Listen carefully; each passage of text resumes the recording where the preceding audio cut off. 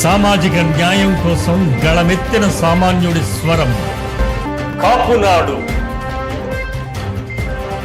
రాజమండ్రి కాపుకుల మీటింగ్లో అంబటి రాంబాబు మాట్లాడేటువంటి మాటలు కాపు యువతని కాపు జాతిని రెచ్చగొట్టే విధంగా ఉన్నాయి. పవన్ కళ్యాణ్ గారు రంగా గారి హత్య మీద పవన్ కళ్యాణ్ గారు మాట్లాడింది ఏమిటి? కాపులు రంగా గారిని కాపాడుకోలేకపోయామని చెప్పి బాధను వ్యక్తం చేశారు. ఆ వ్యక్తం చేసిన తర్వాత పవన్ కళ్యాణ్ గారిని కలవటానికి వచ్చినటువంటి టీడీపీ అధ్యక్షుల వారిని ఆ రోజున వెళ్ళి సమావేశం అవటం, ఇదే అంబటి రాంబాబు ఆ రంగా గారిని హత్య చేసినటువంటి పార్టీని రంగా గారిని ఇదే జాతి మీద నింద వేసి ఏ హత్య ఎవరైతే చేశారో వాళ్ళని కలిశారని చెప్పి విమర్శించారు. దాన్ని పూర్తిగా మేము ఖండిస్తున్నాం. మీరు మాట్లాడే మాటలు కులానికి నష్టపరిచే విధంగా ఉన్నాయి తప్పితే అవి లాభదాయకంగా లేవు. కుల ముసుగులో స్వలాభం కోసం రాజకీయ లబ్ధి కోసం మీరు మాట్లాడుతున్నటువంటి ఈ వంకర మాటలు, వంకర బుద్ధి ఇవన్నీ కూడా రాబోయే రోజుల్లో మీకు సమాధానం చెప్తే అని చెప్పి రంగా గారి హత్య కేవలం ఒక పార్టీకే అది పరిమితం అవల. ఆ రోజున రంగా గారి హత్య అప్పుడున్నటువంటి ప్రభుత్వంతో పాటు అప్పుడు ఉన్నటువంటి ప్రధాన ప్రతిపక్షమైనటువంటి పార్టీల పెద్దల ప్రమేయం కూడా ఉందనేది ఎప్పుడు వాస్తవం కాదా?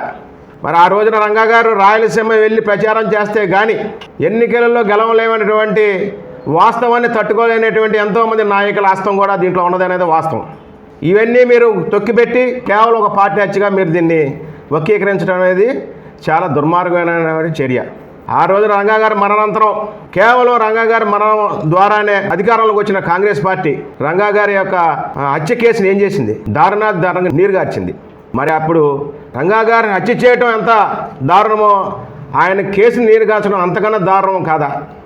ఆనాడు రంగా గారి హత్య నేపథ్యంలో శాసనసభ్యులైనటువంటి మీలాంటి వారందరూ కూడా ఆ రోజున ఆ కేసు నీరు కారిపోతుంటే చూస్తూ ఉండలేదా? ఆ కేసు నీరు కారిపోవడంలో మీరు భాగస్వాములు కాదా అని చెప్పి మేము అడుగుతున్నాం. మీరు ఇలాంటివన్నీ వాస్తవాలు ఇప్పుడున్నటువంటి కాపు యువతకు తెలియచేయకుండా కేవలం అదేదో ఒక పార్టీ కుట్రగా ఒక పార్టీ హత్యగా మీరు ఈ రోజున నిన్న జరిగినటువంటి కుల మీటింగ్లో చెప్పడం అనేది చాలా దారుణాతి దారుణం.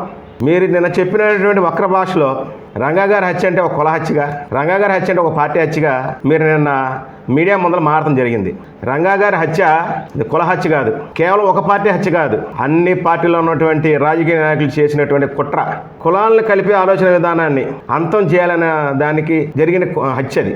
ప్రశ్నించే గొంతుని నొక్కి పెట్టాలని చెప్పి జరిగినటువంటి హత్య అది. ప్రేమే లక్ష్యం సేవే మార్గం అన్నటువంటి లక్ష్యాన్ని అణిచివేయాలని చెప్పి జరిగినటువంటి హత్య అది. సామాజిక న్యాయం అన్న సిద్ధాంతాన్ని అంతం చేయడం కోసం జరిగినటువంటి హత్య అది. ఆయన ఆశయాల్ని హత్య చేశారు. చేసింది హత్య రంగా గారిని కాదు, రంగా గారి ఆశయాల్ని హత్య చేశారు. రంగా గారితో పాటు ఇదే విజయవాడ నగరంలో ఎంతోమంది దళిత సోదరులు, ముస్లిం సోదరులు, బీసీ సోదరులు కూడా హత్యగా ఉంచబడ్డారు రంగా గారి హత్య తర్వాత. అంటే రంగా గారి నాయకత్వాన్ని, రంగా గారి ఆశయాల్ని కూకట వేల్లో పిగిలించేయాలన్న ఉద్దేశంతో ఆ రోజు రంగా గారి తర్వాత ఎంతో మంది అసూలు పోశారు. ఇవన్నీ కూడా మీకు తెలియదు కాదా? మరి ఆనాడు జరిగినటువంటి పరిణామాలన్నీ చూసినటువంటి మరి ఆ వంగవీటి ఫ్యామిలీ, స్వర్గీయ వంగవీటి చలపతిరావు గారు ఈ యొక్క రక్తపాతం ఇది ఎటువంటి ఆమోగ్యం కాదు. ఈ విజయవాడ నగరంలో ఈ రాష్ట్రంలో ఉన్నటువంటి ప్రజలు శాంతంగా ఉండాలి అనే ఉద్దేశంతో, ఈ హత్యలన్నీ ఆగాలన్న ఉద్దేశంతో, ఆ హత్యలు ఎవరు చేశారన్న తెలిసినప్పటికీ ఇక్కడ ఉన్నటువంటి ప్రజల శ్రేయస్సు కోరి ఆ రోజున శాంతి కమిటీని ఏర్పాటు చేసి అన్ని రాజకీయ నాయకుల పెద్దల్ని దాంట్లో చేర్చి అక్కడ ఆనాటి హత్యలని, ఆనాటి రంగా గారి ఆశయాల్ని కుకటవేలులో పెకించేయాలనేటువంటి దుర్మార్గమైనటువంటి ఆలోచనలతో చేసినటువంటి హత్యలన్నీ ఆ రోజు అంతం అవ్వాలి. ఈ రాష్ట్రంలో ఈ విజయవాడ నగరంలో ఏ కుటుంబం ఇలాగా బాధపడకూడదు, వ్యక్తులు కోల్పోయానే ఉద్దేశంతో ఆ రోజున శాంతి కమిటీ ఏర్పాటు చేయడం అనేది మీకు తెలియదా? ఏనాడు కూడా వంగవీటి ఫ్యామిలీ రంగా గారి దగ్గర నుండి కూడా హత్యలకి ప్రోత్సహించాల, హత్య రాజకీయాలు చేయలా.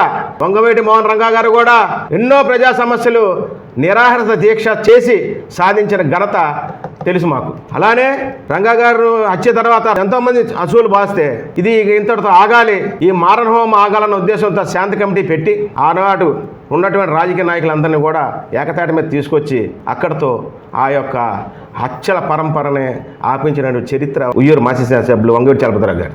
అలానే రంగా గారి వారసుడిగా వచ్చినటువంటి రాధాబాబు కూడా మా తండ్రి గారి హత్యకు ప్రతీకారంగా రాలా, రంగా గారి ఆశయాల కోసం నేను రాజకీయాలకు వచ్చానని, ఆయన ఆశయాల కోసమే ఇవాళకి నడుస్తున్నది. మీకు తెలియదా? మీరు ఇవాళ కేవలం మీ స్వలాభం కోసం, మీ రాజకీయ లబ్ధి కోసం రంగా గారి హత్యని వాడుకోవటం చాలా హేయమైన చర్యగా, ఈ సందర్భంగా కాపు కులంలో ఉన్న యువతకి ఇలాంటి అంబటి రాంబాబు మాట్లాడేటువంటి అసత్య మాటలను నమ్మకుండా, భావోద్వేగాలు రెచ్చగొట్టకుండా, మరి గతంలో ఇదే రాంబాబు కులం మీద ఉన్నటువంటి అభిప్రాయం మనందరికీ తెలుసు. కాపు కులం అంటే ఎలాంటి వారో, ఎలాంటి వాళ్ళతో పోల్చాడు. కానీ ఇవాళ ఆ పరిస్థితి ఉందా?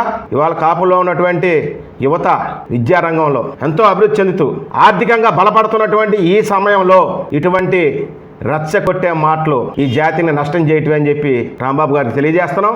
అలానే ఏ రంగా గారి ఆశయాలు తూట్లు పడిచి ఆ రోజు హత్య చేయబడ్డాయో ఆ ఆశయాల్లో అడుగులు వేస్తున్న వ్యక్తి ఇవాళ జనసేనాని పవన్ కళ్యాణ్ గారు. అలాంటి వ్యక్తి మీద నువ్వు నిందలు వేయటం కోసం రంగా గారి హత్యని అక్రమంగా వక్ర మార్గంలో వాడుకోవడం చాలా దుర్మార్గం అని చెప్పి తెలియజేస్తూ, స్వర్గీయ మిర్యాల వెంకటరావు గారు ఒక మాట చెప్పేవారు, కులం కోసం కానీ సమాజం కోసం కాదని, చేస్తే న్యాయం చేయి లేకపోతే సహాయం చేయి, అంతేగాని దాన్ని తూట్లు పడిచే విధంగా, దాన్ని నష్టపరిచే విధంగా ప్రవర్తించవద్దని చెప్పి ఆయన అనేటువంటి మాటలు మరొకసారి ఈ సందర్భంగా గుర్తు చేస్తున్నాను. ఇప్పటికైనా అంబటి రాంబాబు, నీ వక్ర బుద్ధి, నీ వంకర మాటలు ఇప్పటికైనా మానుకో.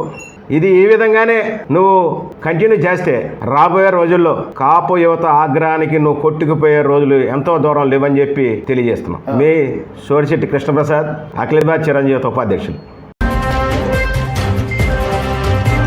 Please subscribe our channel.